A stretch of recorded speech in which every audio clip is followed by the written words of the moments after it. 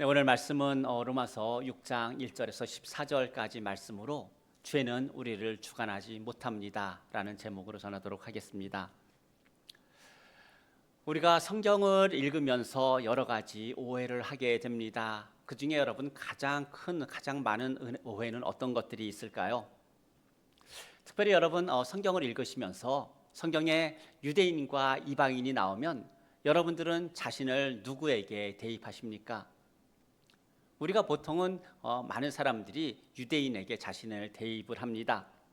또 거듭나지 않았던 자신의 모습을 기억하기보다 처음부터 거듭난 사람으로 생각을 하면서 성경을 읽는 그런 오해들이 우리 가운데 있습니다. 그러다가 성경에 바리새인이나 서기관들에 대한 이야기가 나오면 어떻습니까?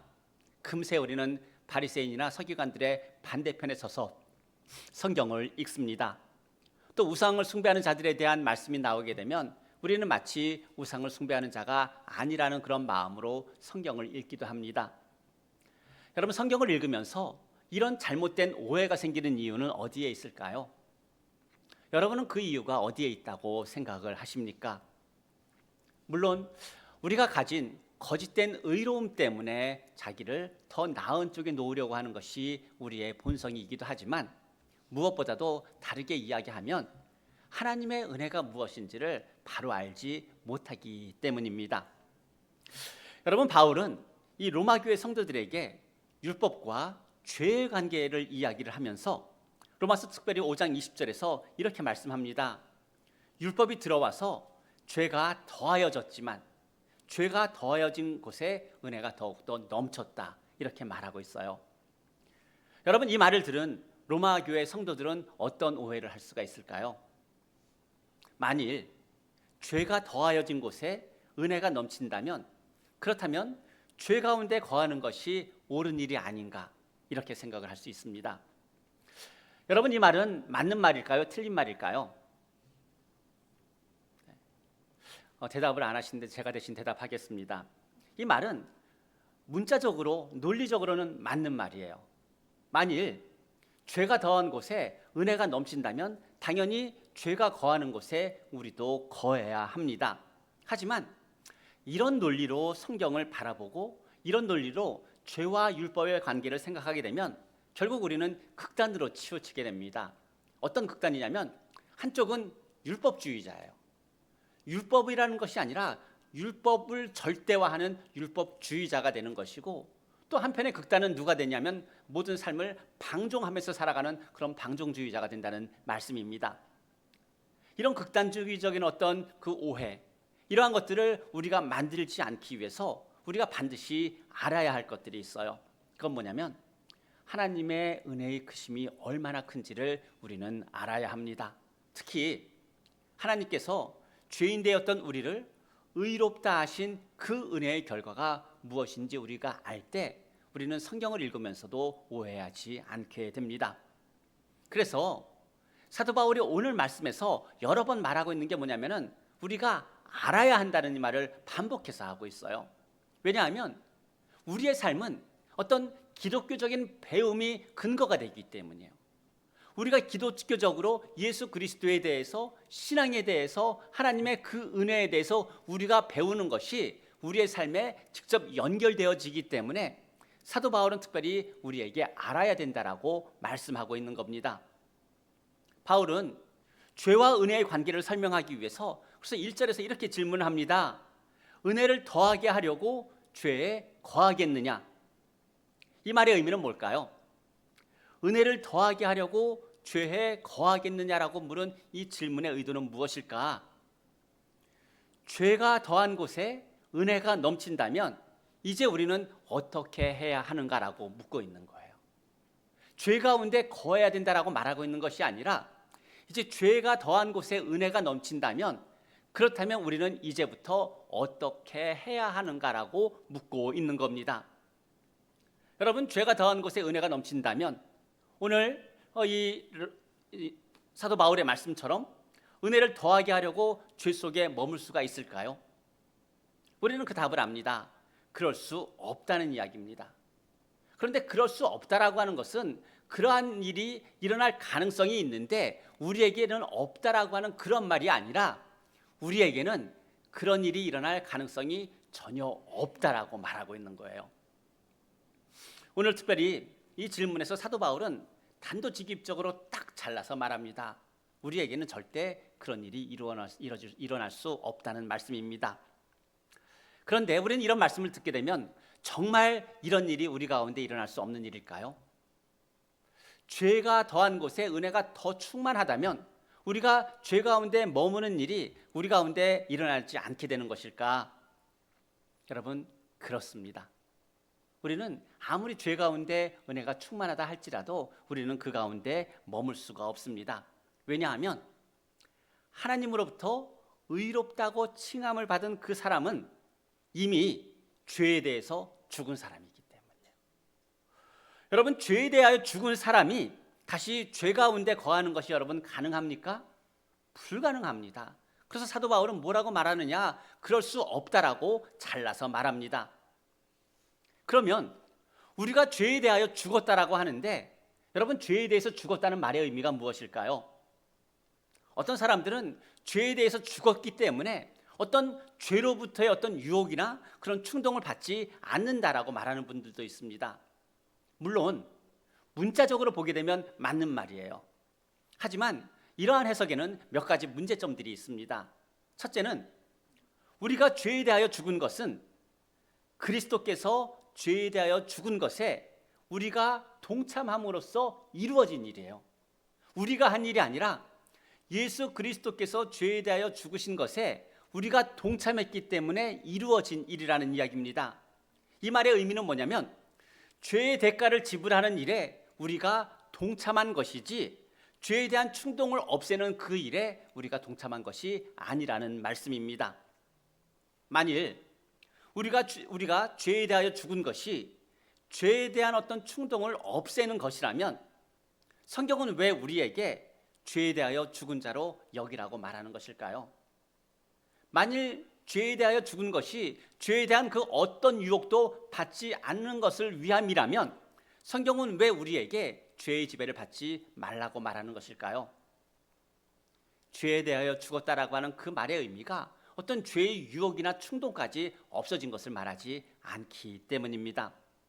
따라서 죄에 대하여 죽었다는 것은 그리스도의 경우에는 우리의 죄의 형벌을 대신해서 받으시기 위해서 예수님께서 죽으신 것이고 우리의 경우는 어떻습니까? 그러한 그리스도의 죽음으로 말미암아 더 이상 죄에 대한 값을 치르지 않는 일에 우리가 동참했다는 그런 의미가 됩니다. 그러면 여러분, 우리가 죄에 대하여 죽었다라고 말하는데 우리는 어떻게 죄에 대하여 죽을 수 있을까요? 여러분은 어떻게 그 우리의 죄에 대하여 죽으실 수 있었습니까? 3절에서 이렇게 말씀합니다. 무릇 그리스도 예수와 합하여 세례를 받은 우리는 그의 죽으심과 합하여 세례를 받은 줄을 알지 못하느냐, 이렇게 말하고 있어요. 우리가 죄에 대하여 죽을 수 있었던 것은 뭐냐면 우리가 그리스도와 연합했기 때문이라는 그런 말입니다. 오늘 말씀에 특별히 이 사도 바울은 세 가지 중요한 동사들을 사용해서 이제 그리스도와의 연합이 우리에게 어떤 일을 가져다 주었는지를 이야기하고 있어요. 첫째는 뭐냐면 알다라고 하는 그런 단어이고, 두 번째는 여기다라는 말이고, 세 번째는 들이다라고 하는 이 세 가지 동사를 이용해서 우리에게 그 모든 것들을 설명을 합니다. 하나님의 은혜로 의롭다고 칭함을 받고 그리스도와 연합되었을 때 여러분, 우리에게는 어떤 일이 일어났습니까? 여러분들에게는 어떤 일이 일어났습니까? 가장 먼저 우리는 그리스도인이 되었어요. 여러분, 그리스도인이 되었다라고 하는 그 말의 의미는 뭐냐면 그리스도의 삶 속으로, 예수 그리스도의 그 삶 속으로 우리가 들어갔다는 그 이야기가 되는 거예요. 예수 그리스도의 십자가, 예수 그리스도의 그 모든 고난, 그렇지만 예수 그리스도의 승리까지도 결국은 우리가 예수 그리스도의 삶 속에 들어갔기 때문에 우리도 동일하게 경험한다는 그런 의미를 갖고 있습니다. 그래서 예수 그리스도의 삶 속으로 들어간 것에 대해서 사도 바울은 특별히 세례라고 하는 그 단어를 사용을 합니다. 우리는 여러분 예수 그리스도의 연합을 통하여서 예수 그리스도의 삶 속으로 들어가게 되었고, 그로 말미암아 그리스도의 구속 사건에 동참하게 된 것입니다. 즉 예수 그리스도와의 그 연합을 통해서 그분의 죽으심, 그분의 장사됨, 그분의 부활에 우리가 모두 동참하게 되었다는 말씀입니다. 다른 말로 이야기하게 되면 하나님께서 우리를 구원하시는 그 방법이 무엇이었다는 이야기입니까? 우리를 예수 그리스도와 하나 되게 하시는 것, 바로 그것이 하나님이 우리를 구원하기 위한 방법이라고 말씀하고 있는 겁니다. 그래서 예수님께서 기도하실 때 여러분 어떻게 기도하셨습니까?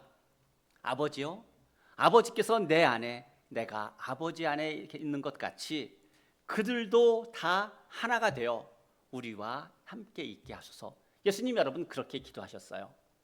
왜 그렇게 기도하셨냐면 우리가 예수 그리스도의 삶에 동참하는 것을 통하여서 하나님은 우리를 구원하시려고 하셨기 때문입니다.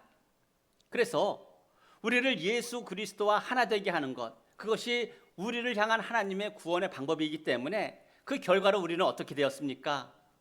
하나님은 우리의 모든 신분과 우리의 운명을 그리스도의 것으로 바꾸어 주셨어요. 그리고 우리는 그리스도와 함께 죽었고 장사되었고 이제는 그 생명, 즉 부활의 생명 가운데 살게 된 것입니다. 두 번째로 우리가 알아야 되는 건 뭐냐면 그리스도와 함께 우리는 십자가에 못 박혔다는 겁니다. 우리의 옛 사람은 예수 그리스도께서 십자가에 못 박히실 때 함께 못 박혔습니다. 우리는 하나님께서 의롭다 칭해 주심으로 말미암아 예수 그리스도와 연합하게 되었고 그 결과 예수 그리스도께서 십자가에 못 박히실 때 우리의 옛 사람도 함께 못 박히게 되었고 이제는 예수 그리스도의 그 십자가를 중심으로 이전과 이후가 완전히 나뉘어진 사람이라고 말씀하고 있는 겁니다. 그래서 우리는 더 이상 죄 안에 머물 수도 없을 뿐만 아니라 죄의 종노릇을 할 수도 없는 사람이 되었습니다.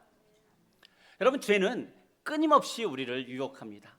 죄는 끊임없이 우리의 주인이 되기를 그렇게 원하고 있습니다. 우리의 옛 본성을 통하여서 우리를 통제하고자 하는 것, 그것이 바로 죄의 형상입니다. 그러나 우리는 이미 예수 그리스도와 연합하여 있기 때문에 죄는 우리에 대하여 죽은 것이 되는 것이고 우리의 옛 본성이 십자가에 못 박혔기 때문에 우리의 옛 자아는 더 이상 활동할 수 없게 되었다는 말씀입니다. 세 번째, 사도 바울이 우리에게 알아야 한다라고 말씀하는 세 번째는 뭐냐면 우리가 예수 그리스도와 함께 죽었을 뿐만 아니라 그와 함께 다시 살아난 자들이라고 하는 이야기입니다. 그런데 8절 말씀을 보게 되면 어떻게 말씀하고 있습니까? 만일 우리가 그리스도와 함께 죽었으면 또한 그와 함께 살 줄을 믿는다라고 말하고 있어요. 물론 그리스도와 함께 사는 것은 궁극적으로 예수 그리스도께서 다시 오실 그때 우리는 예수 그리스도와 함께 다시 삽니다. 하지만 예수 그리스도와 함께 사는 것은 하나님이 우리를 의롭다고 칭해 주시는 그 순간 우리는 예수 그리스도의 삶과 연합되어 있기 때문에 그때부터 우리는 새로운 생명 가운데 살게 된 겁니다. 그래서 주님의 부활이 그를 믿는 모든 자들에게 소망이지만 부활하신 주님이 지금 우리 안에 살고 계시기 때문에 우리의 현재 삶에서 우리는 그 예수 그리스도의 부활을 실제적으로 경험하며 살 수가 있습니다. 그렇다면 죄가 우리를 어떻게 할까요? 어떻게 할 수 없다는 말씀입니다. 왜냐하면 10절 말씀처럼 예수 그리스도의 죽으심은 우리의 죄에 대해서 단번에 죽으심이고 그가 살아계심은 하나님께 대하여 살아계심이기 때문입니다. 그래서 우리도 죄에 대하여 단번에 죽었고 우리의 살아있음도 하나님에 대하여 우리가 살아있는 것입니다. 그래서 로마서 6장 11절에서 사도 바울은 우리에게 어떻게 말하느냐, 이와 같이 즉 예수 그리스도와 같이 너희도 너희 자신을 죄에 대하여는 죽은 자요 그리스도 예수 안에서 하나님께 대하여는 살아있는 자로 여기라고 그렇게 말씀하고 있는 겁니다. 예수 안에서 하나님께 대하여 살아있는 자로 여기라, 이 말은 여러분 근거 없는 그런 말이 아니에요. 이것은 예수 그리스도의 그 죽으심과 부활을 통해서 우리에게 일어나는 일이 무엇인지를 우리가 분명히 인지하는 것이고, 또한 이러한 사실과 진리 위에서 나의 존재를 새롭게 깨닫게 되는 것이기 때문에 우리가 알고 있는 사실을 내가 그렇게 여기는 것, 바로 그것이 우리는 참된 믿음이다라고도 말할 수가 있는 겁니다. 우리는 사실 믿음에 대해서 여러 가지로 이야기하고 있는데 믿음은 다른 것이 아닙니다. 내가 알고 있는 것을 그런 줄로 여기는 것, 바로 그것이 참된 믿음이라고 하는 말씀입니다. 그러면 이러한 변화를 받았다면 여러분 그 다음에는 어떻게 해야 될까요? 하나님의 그 크신 은혜로 우리에게 이러한 변화가 일어났다면 우리는 어떻게 되어야 할까? 가장 먼저 변화된 신분에 맞게 살아야 합니다. 하나님의 은혜를 입은 자답게 살아야 한다는 그런 말씀입니다. 여러분, 그렇다면 변화된 신분에 맞게 사는 것, 하나님의 은혜를 입은 자답게 사는 것은 어떻게 사는 것인가? 오늘 사도 바울이 12절부터 자세하게 이야기하고 있어요. 12절 말씀을 보게 되면, 첫째, 죄가 너희 죽을 몸을 지배하지 못하게 하여 몸의 사욕에 순종하지 않는 것이라고 말씀하고 있어요. 죄에 대해서 단번에 죽었기 때문에 몸의 사욕에 굴복하지 말라고 말씀하고 있는 겁니다. 여기서 말하고 있는 몸의 사욕이라고 하는 건 뭘까요? 우리는 보통 어떤 육신의 정욕 이러한 것들을 여러분 몸의 사욕이라고 말하고 있지 않습니까? 그런데 여기에서 말하고 있는 몸의 사욕이라고 하는 건 뭐냐면은 어떤 물질에 대한 욕망이나 어떤 우리의 육신의 정욕뿐만 아니라 어떤 세상에 대한 염려와 근심까지도 다 포함하고 있는 거예요. 그러니까 이 세상에 대한 염려와 근심까지도 우리를 사로잡을 수 있는데, 우리가 죄로 인하여 죄에 대하여 단번에 죽었기 때문에 이제는 어떻게 된다는 이야기입니까? 이러한 세상의 염려와 근심도 우리를 어쩌지 못한다는 그런 말씀을 하고 있는 겁니다. 왜냐하면 세상의 염려와 근심이 우리 안에 들어오게 되면, 우리가 그 마가복음 커피 브레이크를 통해서 함께 나누고 있지만 우리 말씀이 우리 안에서 결실을 맺을 수가 없기 때문이에요. 그래서 우리가 또 두 번째로 사도 바울이 우리에게 말하고 있는 건 뭐냐면은 우리의 지체를 불의의 무기로 내주지 말라라고 말하고 있어요. 우리의 이 몸을 불의의 무기로 내어주지 말라라고 말하고 있는데, 여기서 이 불의의 무기라고 하는 것은 여러분 여러 가지를 사도 바울은 이야기합니다. 이미 로마서 1장에서 많은 것들을 이야기했어요. 로마서 1장 18절 말씀에 보게 되면 이 불의의 그 무기에 대해서 불의로 진리를 막는 모든 것이라고 말씀합니다. 또한 1장 29절부터는 이렇게 말하고 있어요. 모든 추악함, 탐욕, 악의, 시기, 살인, 분쟁, 비방, 교만, 자기자랑, 이러한 모든 것들이 불의의 무기라고 말씀하고 있고, 또한 로마서 2장 8절에서는 당을 지어 진리를 따르지 않는 것, 이것도 불의의 무기라고 사도 바울은 말씀을 합니다. 또 세 번째, 하나님의 은혜를 입은 자답게 살기 위해서 우리는 어떻게 해야 되느냐? 오직 너희 자신을 죽은 자 가운데서 다시 살아난 자와 같이 하나님께 드리라고 말씀하고 있어요. 여러분, 죽은 자 가운데서 다시 살아난 자와 같이 하나님께 드린다라고 하는 그 모습은 여러분 어떤 모습일까요? 어떻게 하면은 우리 자신을 하나님께 드릴 수가 있습니까? 그 내용에 대해서는 이제 로마서 12장에 너무나 자세하게 나와 있어요. 로마서 12장 1절에서 먼저 이렇게 말씀합니다. 그러므로 형제들아, 내가 하나님의 모든 자비하심으로 너희를 권하노니 너희 몸을 하나님이 기뻐하시는 거룩한 산 제물로 드리라. 이는 너희가 드릴 영적 제사니라 말씀합니다. 그리고 2절에서 두 번째 이어서 이렇게 말씀합니다. 그러므로 너희는 이 세대를 본받지 말고 오직 마음을 새롭게 함으로 변화를 받아 하나님의 선하시고 기뻐하시고 온전하신 뜻이 무엇인지 분별하도록 하라라고 말씀하고 있어요. 뿐만 아니라 3절에서는 너희는 내게 주신 그 은혜로 말미암아 너희 각 사람에게, 지금 우리에게 지금 말하고 있는 겁니다. 뭐냐면 마땅히 생각할 그 이상의 생각을 품지 말고 오직 하나님께서 각 사람에게 나누어 주신 믿음의 분량대로 지혜롭게 생각하라고 말씀하고 있어요. 이것이 우리의 몸을 하나님께 드리는 것인데 결국 마땅히 생각할 그 이상을 생각을 품지 않고 하나님께서 각 사람에게 나누어 주신 믿음의 분량대로 지혜롭게 생각하며 각 사람에게 나누어 주신 그 은사대로 부지런히 하나님을 섬기며 이 모든 것들이 결국 죽은 자 가운데서 다시 살아난 자와 같이 하나님께 우리의 몸을 드리는 것이라고 사도 바울은 말씀을 하고 있는 겁니다. 또한 네 번째로 사도 바울은 뭐라고 말씀하냐?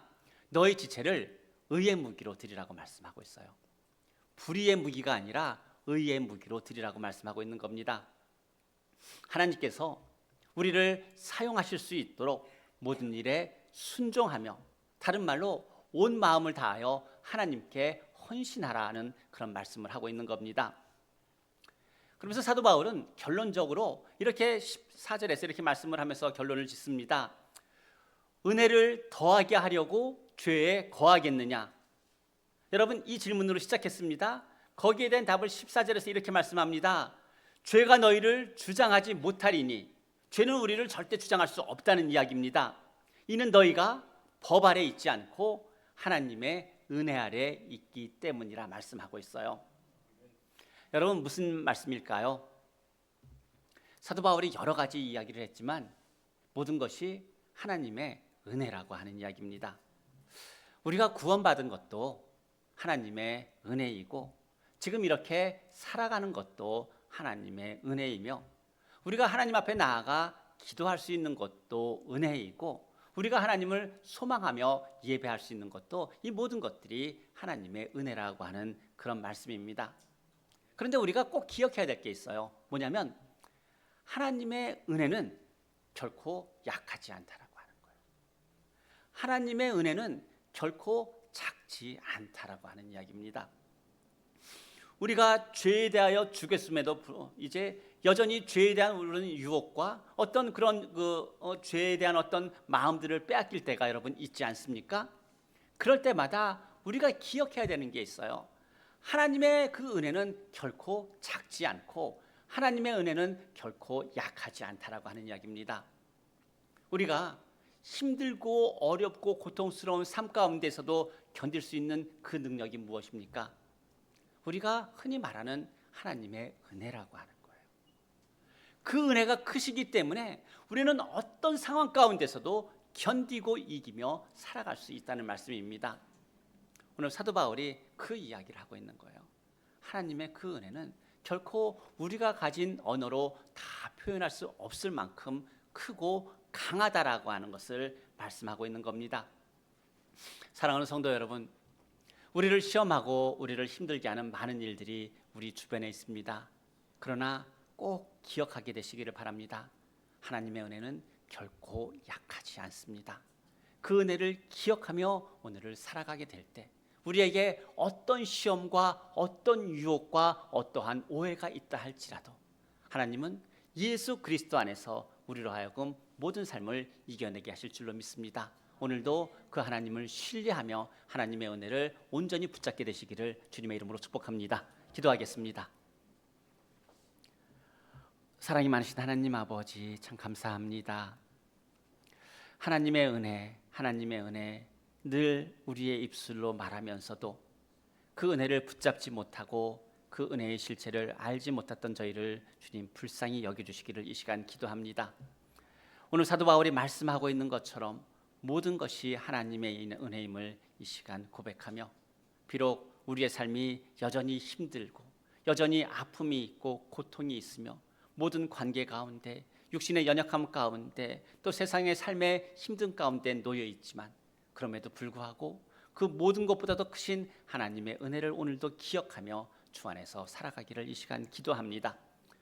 죄인 되었던 우리를 의롭다 칭하여 주셨고 예수 그리스도와 연합케 하여 주셨고 이제 예수 그리스도의 그 생명을 얻고 살아가게 하신 그 크신 은혜를 오늘도 묵상하며 이제 우리의 몸을 불법의 그 무기로 내어주지 않게 하여 주시고 오직 하나님의 그 의의 무기로 하나님께 드릴 수 있도록 인도하여 주셔서 우리가 생각해야 될 마땅히 생각해야 될 그 분량을 넘어가지 않고 주께서 우리에게 정하신 그 경계를 안에서 하나님께 우리의 모든 삶을 드리며 헌신하는 하나님의 자녀로 살아가게 하여 주옵소서. 특별히 우리의 삶의 많은 문제들이 오늘도 주 안에서 강건히 이겨나갈 수 있음을 선포하고 또 결단할 수 있는 저희들 되게 하여 주시옵소서. 이제 우리의 가정과 살아가는 삶의 자리에서 오직 주님의 그 은혜만이 기억되어지게 하여 주옵소서. 감사드리며 예수님의 이름으로 기도드립니다. 아멘. 우리 일어나서 함께 찬양합니다.